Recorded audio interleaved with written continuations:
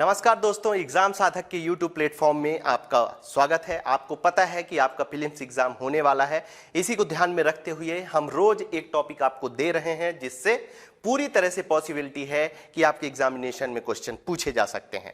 आज एक नजर में हम देखने वाले हैं भारतीय रिजर्व बैंक। भारतीय रिजर्व बैंक आपके लिए बहुत ही महत्वपूर्ण हो जाता है और हर साल कोई ना कोई क्वेश्चन इससे पूछे जाते हैं। सबसे पहले भारतीय रिजर्व बैंक के इंट्रोडक्शन से कौन कौन से क्वेश्चन पूछे जाते हैं तो वो देख लेते हैं। आपको याद रखना है आरबीआई एक केंद्रीय बैंक है, ठीक है। फिर गठन की इसकी अनुशंसा, आरबीआई के गठन की अनुशंसा, इसमें दो चीजें पूछी जाती हैं। कब की गई थी अनुशंसा? तो 1926 में की गई थी। और किस समिति के द्वारा की गई थी? तो आपको याद रखना है हिल्टन यंग समिति का नाम। किसका नाम याद रखना है? हिल्टन यंग समिति का नाम आपको याद रखना है, ठीक है। या ऐसा भी पूछा जा सकता है कि हिल्टन यंग समिति किससे संबंधित है? तो भारतीय रिजर्व बैंक का नाम आपको याद रखना है। फिर स्थापना कब की गई थी? तो भारतीय रिजर्व बैंक की अधिनियम 1934 के तहत 1 अप्रैल 1935 में इसकी स्थापना की गई थी।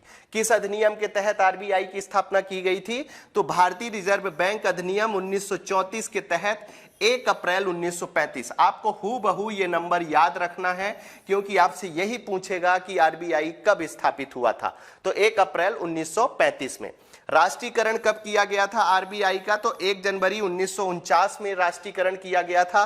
फिर से एक महत्वपूर्ण डेट है जिसे आपको याद रखना है, ठीक है। याद होगा, बस एक बार रिवीजन करते चलिए। प्रथम गवर्नर कौन थे स्वतंत्र भारत के समय आरबीआई के? तो आपको याद रखना है सीडी देशमुख का नाम आपके लिए बहुत महत्वपूर्ण हो जाता है, ठीक है। क्विक रिवीजन कर रहा हूं इसलिए ज्यादा एक्सप्लेन नहीं कर रहा हूं मैं। आगे बढ़ते हैं, आरबीआई के कार्यों पर एक बार नजर डालते हैं। आपसे क्वेश्चन पूछा जा सकता है कि निम्नलिखित में से आरबीआई के कार्यों पर विचार कीजिए और उसमें से कोई एक ऐसा कार्य डाल देंगे जो कि आरबीआई का कार्य नहीं होगा और उसी में आपको टिक करना होगा कि ये गलत है, ठीक है। नोटों का निर्गमन करना आरबीआई का एक काम है। सरकार के बैंक के रूप में काम करना, मतलब सरकार को जब पैसों की जरूरत पड़ती है तो आरबीआई प्रमुख भूमिका निभाती है। बैंकों के बैंक के रूप में काम करना, अन्य बैंकों को जब पैसों की जरूरत पड़ती है, आरबीआई केंद्रीय बैंक है, मैंने सबसे शुरू में बताया है। जब दूसरे बैंकों को पैसों की जरूरत पड़ती है तो आरबीआई प्रदान करता है। और साख नियंत्रण करना, ठीक है। साख नियंत्रण का मतलब तरलता के हिसाब से भी करता है कि कितना पैसा बाजार में रहना चाहिए, उस हिसाब से भी करता है। और बैंकों की भी साख नियंत्रित करता है कि आप कितना लोन दे सकते हो, कितनी उधारी दे सकते हो, ठीक है। उसके बाद तरलता नियंत्रण के संबंध में कुछ बातें हैं। कैश रिजर्व रेशियो CRR, सबसे पहले तो फुल फॉर्म ही आपको याद रखना है। और ये क्या होता है? अपनी सभी जमाओं, जैसे मांग जमा होती है और सावधि जमा होती है। मांग जमा जो आप करते होंगे और ये जो ठीक है ना, सावधि जमा जो करते हैं, फिक्स्ड डिपॉजिट करते हैं, ठीक है, जितना, तो वह अनुपात जो वाणिज्यिक बैंकों को आरबीआई के पास जमा करना होता है। मतलब मांग जमा और सावधि जमा जितना होता है उसका एक निश्चित अनुपात आरबीआई के पास जो जमा करना होता है वो क्या कहलाता है? कैश रिजर्व रेशियो कहलाता है। परिणाम क्या होता है? CRR में वृद्धि से बैंकों के पास तरलता में कमी आती है, ठीक है। जबकि इसके विपरीत इसमें कमी तरलता को बढ़ाती है। यदि CRR में वृद्धि कर दी जाएगी तो स्वाभाविक बात है कि ज्यादा पैसा रखना पड़ेगा, ठीक है, बैंकों को। किसके पास? आरबीआई के पास। और तो उससे क्या होगा कि बैंकों के पास कम पैसा रहेगा जिससे वो मार्केट में कम पैसा दे पाएंगे, ठीक है। फिर CRR में यदि कमी कर दी जाए तो बैंकों के पास अधिक पैसा होगा, वो अधिक पैसा देंगे तो तरलता बढ़ जाएगी मार्केट में, ठीक है। बस यही होता है CRR।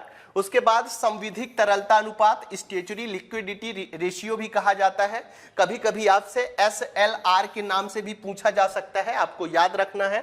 बैंकों की समग्र जमा का वह अनुपात जो उन्हें सरकारी प्रतिभूतियों को, ठीक है। अब यहां पर आपको याद रखना है SLR जो होता है वो सरकारी प्रतिभूतियों में रखा जाता है, स्वर्ण में रखा जाता है या नकदी में रखा जाता है, जबकि CRR में ऐसा नहीं था, ठीक है।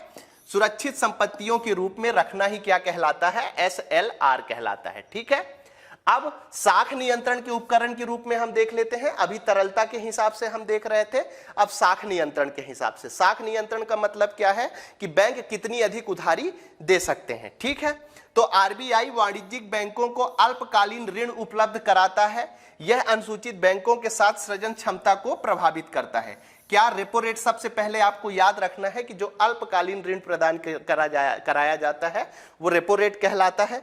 रेपो की कम दर के कारण बैंक अधिक मात्रा में साख सृजन कर सकते हैं क्योंकि उन्हें आरबीआई से सस्ती दर पर ऋण की प्राप्ति होती है। ठीक है, ये चीज आप लोग समझ गए होंगे। रिवर्स रेपो रेट की बात करें तो वह दर जिस पर आरबीआई वाणिज्यिक बैंकों की आरबीआई में जमाओं पर ब्याज देता है, रिवर्स रेपो दर। रिवर्स रेपो दर में क्या होता है कि आरबीआई कहता है कि आप हमारे पास पैसे जमा कर दो। यदि तरलता मार्केट में कम करनी होती है, साख कम करनी होती है, तो आरबीआई कहता है कि हमारे पास कर दो, उसकी जगह में हम आपको ब्याज दे देंगे। यह कहलाता है रिवर्स रेपो दर।